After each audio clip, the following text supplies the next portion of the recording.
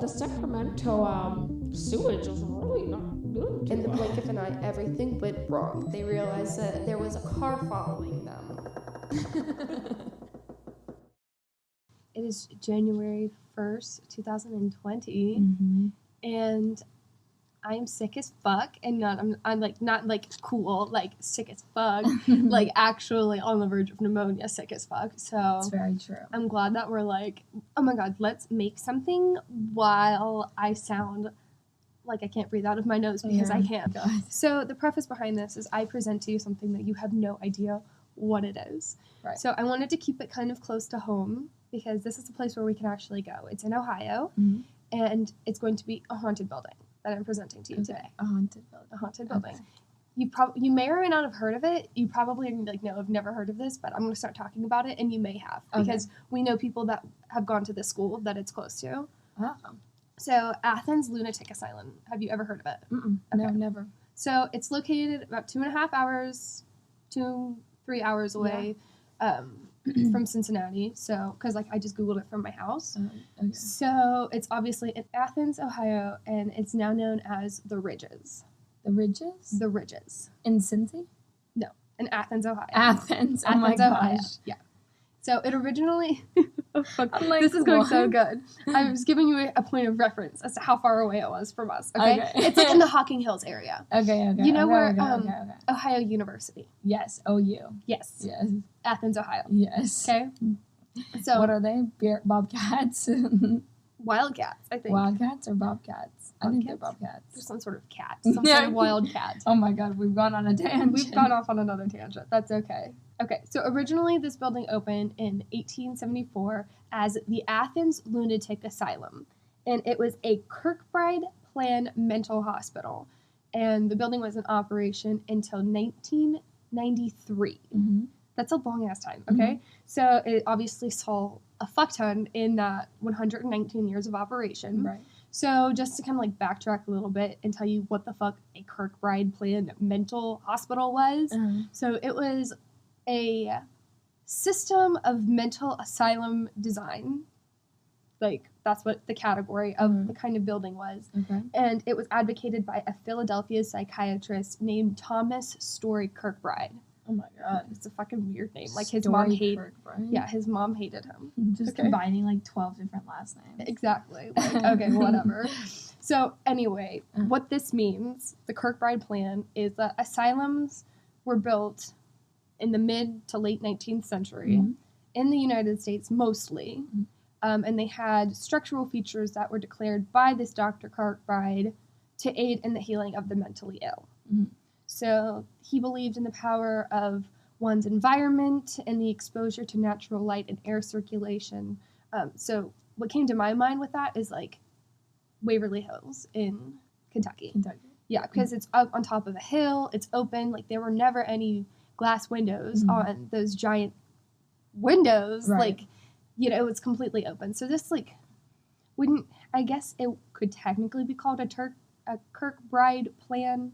Like, I guess Waverly could be. Waverly, yeah. But I feel like it was built later then. Yeah. But I don't remember because it's been a while since I They researched. also have the crosswind going on. And Right. And that's what they wanted for it to Yeah. cure their tuberculosis. For those on the potty, that's what we'll call the podcast, The body. on the potty that don't know or have never heard of Waverly Hills. I mean, I don't know who hasn't heard of Waverly Hills, though. Yeah. You'd have to live under a rock, basically. Okay. Anyway, back to the Kirkbride asylums. So different asylums had different kinds of architectural styles, but they all had like the bat wing style floor plan. So that's like the main building in the front, and then it kind of branches off. Okay. So some buildings that were built like that during the Kirkbride period, they're still in operation. So I guess it was a pretty good floor plan, you know, for it to still be around. Okay. I'm also probably going to sound like Darth Vader. Like, I'm going to try to like edit that out as much as it possibly can. So this fucking building now in Athens, it's used today as part of the Ohio University, and it's housing the Kennedy Museum of Art, as well as it has an auditorium and like offices, classrooms, and storage. It's basically just for like odds and ends shit.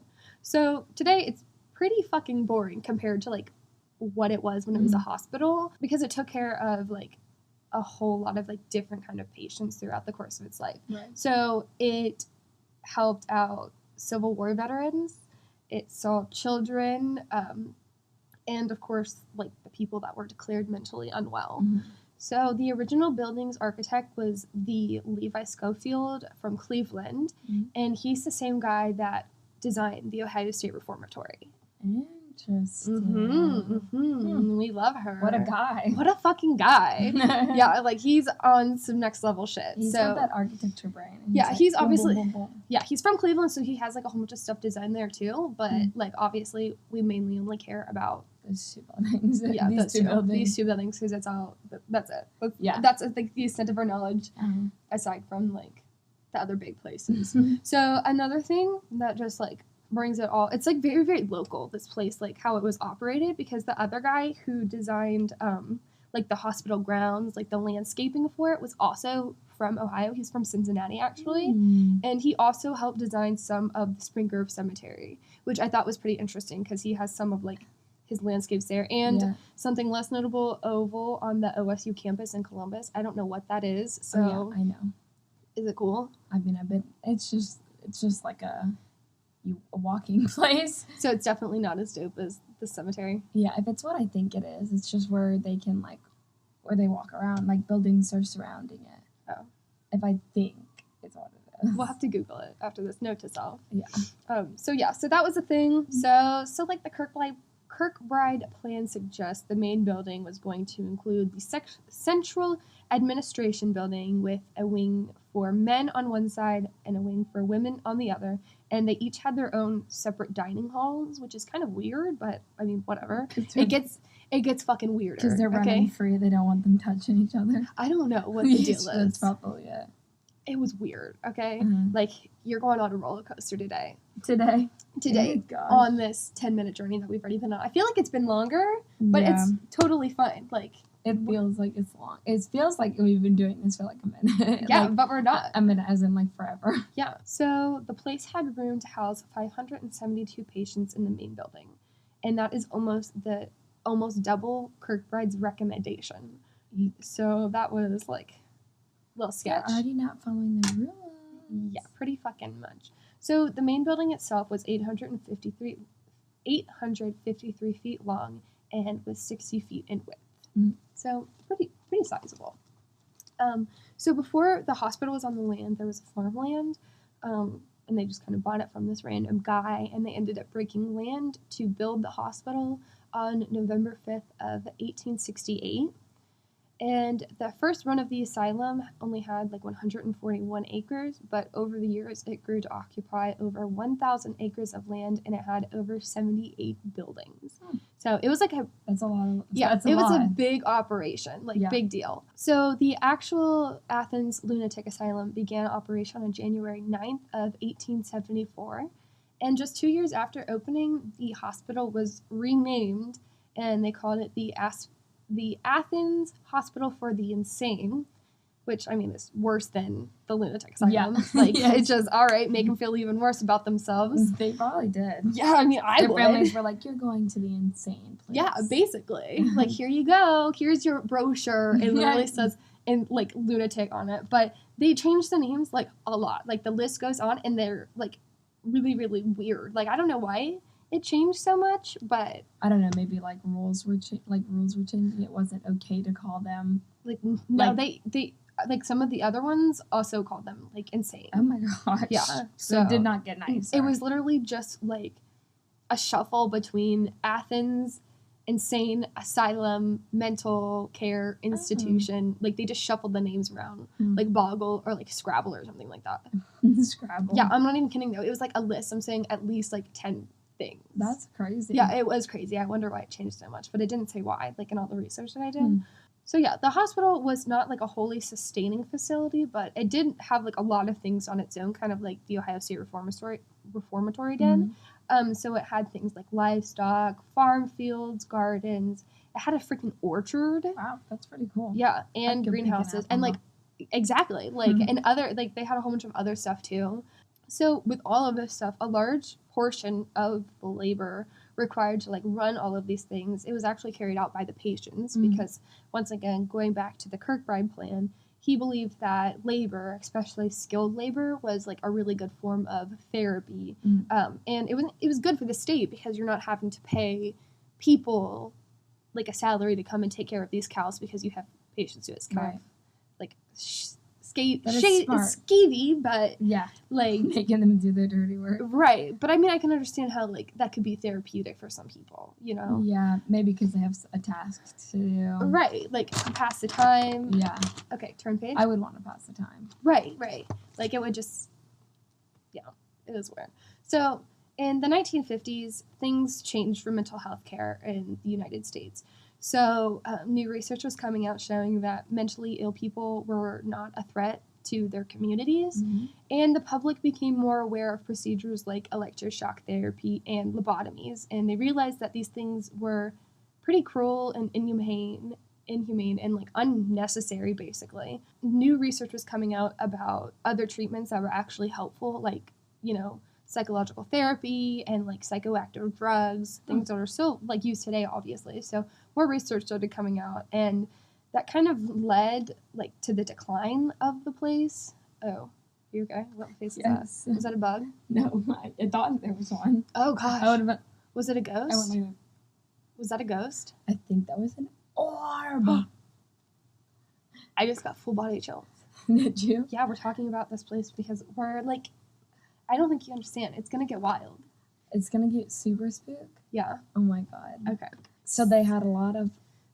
Yeah, they had like a lot of weird shit going on behind closed doors. So the operation closed in 1993. The remaining patients were moved to the now named Appalachian Behavioral Healthcare Facility, which is literally visible from the original asylum. Like you can see it from it. Wait, why were they moved? Were people touching people? Were they touching patients? No. Okay. I mean, not that I read. I mean, probably behind that. I mean, I don't know. I don't want to go pointing any fingers or anything like that, but you never know. It was probably sketchy reasons. It was probably getting a little skep. So, as with most hospitals, a lot of people died because it was an old-time hospital. This hospital actually had a cemetery of its own. It actually had 3 cemeteries. So it just right on the grounds in the backyard. Pretty much, yeah. Because you have to think, 1,000 acres at one point, it had the space to have a cemetery. Right. But 1,930 people are buried there. Yeah, that's a lot. That's a lot of dead people. It is a lot of dead people. So 700 women, 959 men were buried under headstones marked only with a number. Up until recently, the state of Ohio did begin putting the names and birth dates and deaths on the markers. But before then, it was just like their patient number. And like that was it. There was no other sort of like identification about who's buried where, anything like that. Yeah, so that's spooky. That's probably why they're so pissed. Turn page. Yes. So many early patients were Civil War vets. They were obviously suffering from PTSD because that shit is traumatic. Yeah, right. Others were farm women who had a hard time raising large families because, I mean, that's just what you did. You had to have kids to help work the land. Right. So, you just pop them out. Like a freight train, So one of the strangest reasons that people were sent here was because of the belief that masturbation led to insanity. Yeah, isn't that strange? Like, I mean, I knew that people were like, no, you should not touch yourself. Yeah. But, like, I don't know. It's just... Well, now you know people would get in jail. They'd be shipped there every, like... You could just scroll through Instagram and see everybody that would be being shipped to the lunatic asylum right now. Yes. All those little tweeny boppers. Everyone before them. See ya, you little masturbating bitches. Ship them away. Yeah, so it was a common belief in the 19th century. Between the years of 1874 and 1877, 81 men and 1 woman was placed into the hospital due to masturbation-induced insanity. Okay. Masturbation-induced insanity? Yes. And so the men's was the same? Yeah. 81 men. Did a lot of women get in, or? 1. 1 woman? Good for her. 81 men. Miss Independent. And that's like 80, that's 74 to 77. That's 3 years, isn't it? Yeah. Yes. That's 3 years. Look at us. That They just weren't caught. The rest of Exactly. them weren't caught. Exactly. So now we are going on a bit of a roller coaster here because my notes went buck wild. So we're gonna do page turn. Your notes went buck wild? Yeah. Oh, The how many information pages just do you started. have? It just started pouring out. Okay. How many pages? This is where it's starting to get a little crazy. Okay. Hold Well, on. not really. Are you buckled? I'm not buckled. Do Okay. you have to text? Sorry. No, you're good. You're good. I get it because like you're probably like, dude, listen to our podcast, our potty. Dude, get in our potty. Get in our fucking potty. Okay. So Ew. when that was kind of gross. Because like you don't know, people think that we're saying POTTY, but really I'm thinking like PODDIE. Yeah, potty. Yeah, not Or potty. potty. Not potty. Yeah. But get in our potty. Yeah. It sounds like I'm still saying potty. Yeah, like you're a child. A like, child. I want to get in the potty. Potty. That's disgusting if you really think about it. Yes. Yes. Okay. So when the facility first opened, it Mhm. was a peaceful place. Patients were admitted by court order or even by their own families. People would be like, yo, have this person. And they would be like, okay. Oh, And their family members Yeah, would family- be giving them off? yeah, they would come and drop them off. Oh. So yeah, that was nice and everything, but it really didn't like last that long before overcrowding became an issue. And with it came like the mistreatments of patients. So ice water baths, lobotomies, and electroshock therapy became common practices. Good. Those are the only ways to... Yeah, help to people. really help people. Just An ice pick through the eye. Nothing better than nothing freaking better. This place made news like a couple times that. throughout. This like, place? yeah, like For mercs? People getting merked and stuff? not necessarily. Just like notable things. So in 1977, it housed a multiple personality rapist named Billy Milligan. And it was a highly publicized case where he was found to have committed armed robberies, kidnapping, and 3 rapes on the Ohio State University campus. Ew, what a sicko. What a fucking sicko. What But what's so notable about his case in particular was that he was the first person diagnosed with multiple personality disorder, and he was the first person acquitted of a major crime for this reason.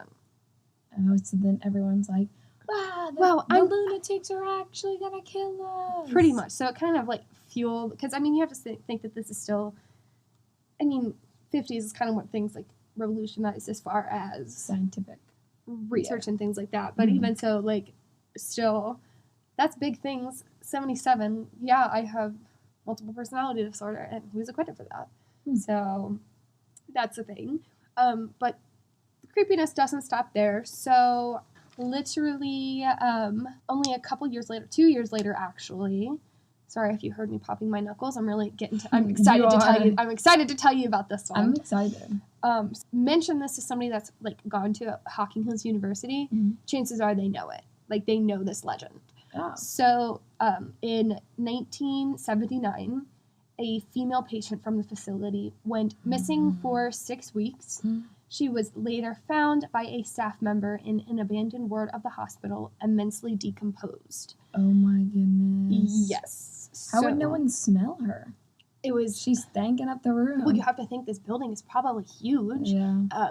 People probably didn't like go back there very Right. often, you know?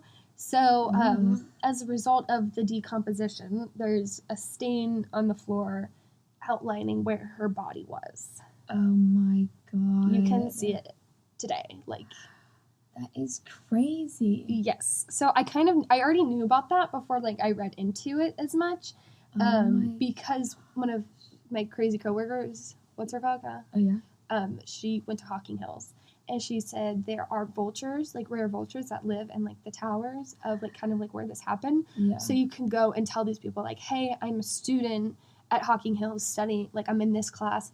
We were assigned to go and look at the vultures, and you can go up there and you can see like the outline of The body. where this body was decomposing. Yeah. So like a little bit more information about that, because I was just like, what the hell? So she mysteriously disappeared, Mm-hmm. obviously. Mm-hmm. But the legend says she was playing hide and seek with the nurses, and the nurses got distracted and forgot to go back and look for her. Oh, shit.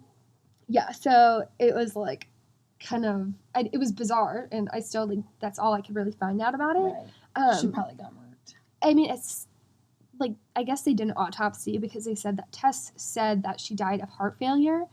But some reports said that she was found completely naked with her clothes folded next to her body. Isn't that so strange? Isn't that so strange?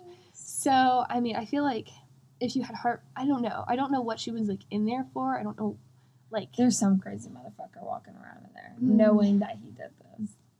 Or she. You never know. You never know. You never know. It was a weird time back then. It was a weird time. All right, turn page. Everyone was hidden. Everyone was in the closet. Exactly. Like, it was... It was bizarre. Yeah. So,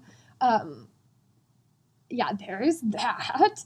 So by 1981, the hospital housed fewer than 100 patients and had numerous buildings that were completely abandoned. So the place didn't officially close, like I said, until 1993. And so after 1993, it sat abandoned for a few years before restoration began in 2001. They completed the main building, and it's known as the Lynn Hall. So obviously some person literally decomposed Right. in one of the buildings. So it's haunted.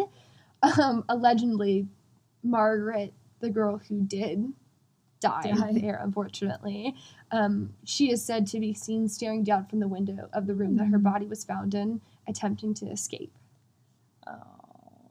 I hope that's not true. I really hope that's not true. That would suck so bad. That would suck. That would be really bad. But, you know, like, yeah.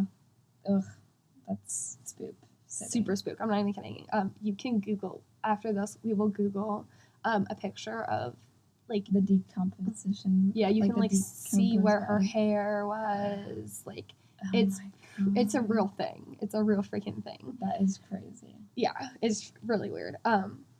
So just because she's the most talked about one doesn't mean that she's the only spirit there. Other former patients are said to remain. Visitors report seeing strange figures standing in the empty halls. Right. Obviously, they hear disembodied voices, and they also hear the sounds of gurneys squeaking. Residual. Yeah, so I'm just like, yeah. It would be kind of squeaky. Yeah, I'm just like, oh god, like. I would not like to hear that. I would not. That is not something I'd like to hear. If you want to scream down the hall, okay, that's fine. But if you want to, I don't know, just there's something so eerie about a squeaking gurney. Yeah. Yeah. They also seen, like, some people have reported, like, strange lights, and obviously they hear people screaming through the walls. So that's a thing too. There are also rumors of spirit patients who have remained shackled in the basement. Many spirits are thought to have died or suffered at the hands of the staff in the asylum. So obviously, some strange stuff. There's some strange stuff. Like I said, strange stuff going on behind closed doors, but we will probably never know the extent of it. Right, what actually happened. Yeah, which I feel like is why there's so much mystique. So there's only just like a little chunk left in my notes. Oh yeah, so like I mentioned before, the cemetery, the 3 of them, also super haunted. People see shadowy people and figures, and they also see, like, the strange lights again. Right. But they also have, like, something they call a witch's meeting point. What? Which is where the graves kind of form, like, a linear circle. And oh my gosh, how weird. Yeah, so that's why they're just kind of like, yep. I wonder what that circle's about. I don't know. Someone in there is practicing something. Somebody is conjuring up something super good. Or not. Because I'm sure that they're all stuck there, you know? Yeah. Like, that's crazy. I would like to see the pictures and stuff. Yeah, we will definitely Google it. The shackles in the basement, that's bizarre. That is bizarre. And, like, but you can go, what were you going to say? Like, it's like... like hospitals did some sketchy shit like that all the time. Yeah, you have to think. During that time, no one was watching you. Right. I mean, at least now we have, like, I don't know. It's different. I mean, it's not good, especially, like, the mental health care, and especially in Ohio, being someone that has like mental health issues, it's really, really hard actually to get help for it. Like, you don't know where to go. They just post like the suicide hotline everywhere, but it's like, okay, I'm not going to call the suicide hotline if I am depressed and like need to talk about, you know, figuring out how to help it. You know, you don't, they're not physicians. They don't tell you anything. So definitely things need to change in Ohio. But at least we are not dumping people in ice cold water and shoving ice picks in their eyes. Yeah, that's crazy. Yeah, it's so strange. And like, you think about it, that's not that long ago for this stuff to have happened. No, not really. No, I mean, we did just enter 2020, so we are getting up there. But even so, like, it's still like within some of like our grandparents' lifetimes. Yeah. That lobotomies were happening. 100%. That's crazy. Yeah, that is very crazy. Like, fuck. It's just, that was a weird time. It was a strange time. I mean, it is still a strange time, but... I think I would have been lobotomized. Clearly. Hello? Insanely. Yeah, I would have been lobotomized. Lobotomized. Right? Yeah. Maybe I would have been in the shock. You would have been electroshocked. Probably. Same. I don't know, though. Maybe I would have an ice pick. No, I probably for sure would have. I think, yeah, you probably would have. Oh, yeah, definitely. It's not a secret. I think... You could have gotten away with it. They just would have shocked me and without doing the ice pick. Yeah, I would have been... She's crazy. I would have been freaking picked. Right, you would have been picked. Like a toothpick. Like a piece of meat in your tooth when you use a toothpick. Exactly. Or like when Scar. Oh, yes. In Lion King. Yep. Yeah. That was a good tangent. Yeah, so basically, do you have any questions or comments or concerns? No, but that is just so crazy. Yeah, we should go. Because, like I said, only 3 hours away. Like, that's not that far. Easily if you think about accessible. It. Yeah. And, like, even closer to you because you're more north of me. Yeah. Like, yeah, it's not that. It's not that far. Yeah, and it's part of the Ohio University. So it's part of, like, they have, like, the museum there. Right. So it's kind of, like, a thing now. They also, I saw a thing back in 2018, they did do, like, tours there. Like, every, like, third Sunday or something. But they stopped. I really couldn't find a whole lot of information. I'm sure we could call somebody, but I was doing this today, so homegirl's not about to, like, get on the phone on Christmas Day. Call. Yeah, like, that shit's closed. Yeah. Or I said Christmas, it's New Year's. Yeah, like, that shit's closed as fuck. Yeah. So, yeah, but this should definitely be on the bucket list of things to... Because I'll show you pictures of this place. It's freaking dope. Yeah. Because, I mean, the Ohio State Reformatory. Freaking dope. You know that this Levi guy knew what the fuck he was doing. He really did. Yeah, so... He was fucking it up. He fucked it up, I think. I think he did. I really do. Because, I mean... I was open for a long-ass time, too. Yeah. That's good. Wow. Yeah. And it's still standing. Still standing. So good for that building. Yeah. I mean, a lot of people, they're like tearing down all these new old buildings to... Yeah, I'm sure like the 78 other buildings, I'm sure they probably didn't like... Stay. Probably not, if you think about it. Because, I mean, that's just so much space, you know? But... Unused space that could be used. Yeah, but at least like the big giant one was... saved. Yeah. So, that is it. That's crazy. Yeah. I liked that story. Yeah. Wasn't it dope? Yeah. See, that's why I was like, fuck, I gotta tell her this. Yeah. Yes. I liked it. Yeah. It's always, hospitals always get sketchy. Like back then. Absolutely. They always do some sketch things that you're like, is this allowed? Yeah, and it was. And it freaking was. Yeah, it was allowed. Like, I don't know, just lunatic asylums, like the fact that that was a thing. Yeah, just because they had like one thing wrong with them that wasn't the norm. Yeah, you were locked away. You couldn't raise like a large family. Here you go. You were a rebellious teenager. Here you go. Put her in. Yeah, like Lock her children, like everybody, they would ship them here. Yeah. And you're just shit out of luck. Sorry. Ugh, a misbehaving kid. Mm-hmm. Put them in. Get them out. Get them out. Put them in the room. So next time I find something, I'm not going to tell you what it is. And this will be it. This is it. This is what we'll do every time now. This can be the start of something new. Doing a like true crime junkie, you know? Yeah. like you're the main host. Exactly. And Hi, I'm I'm her Ashley little- Flowers. And I'm her little friend that just always talks about her adopted kids. Yeah. That's it. That's Haley's story. That's okay. Yeah, that's the story of the Athens Lunatic Asylum. Look up these pictures. They're creepy. They'll creep you out. Mm-hmm. The picture of Margaret. Well, we're gonna look at that. Yeah, we're about to bust that out on the Goog, on the For Google. sure. But yeah, until next time, suck dick for money. Bye.